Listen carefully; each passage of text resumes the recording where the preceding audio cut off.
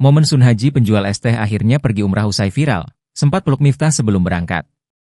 Inilah momen Sun Haji, penjual es teh yang viral usai dihina Gus Miftah berangkat umrah. Sun Haji pun sempat memeluk Miftah Maulana sebelum berangkat. Momen keberangkatan Sun Haji pergi umrah bersama keluarganya ini pun menjadi sorotan netizen.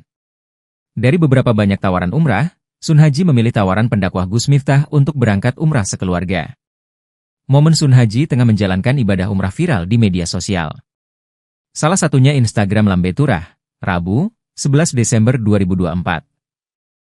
Sun Haji tampak tersenyum bahagia bisa membawa keluarganya ke Tanah Suci.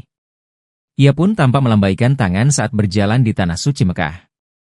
Seperti diketahui, penjual es teh Sun Haji mendapat hadiah umrah setelah videonya dihina Gus Miftah jadi kontroversi. Setelah meminta maaf pada Sun Haji, Gus Miftah menghadiahinya umrah bersama istri, 2 anak dan ibu mertuanya. Sementara, keberangkatan Sun Haji sekeluarga ke Tanah Suci terekam dalam video unggahan Imam Jazuli di akun Instagram pribadinya.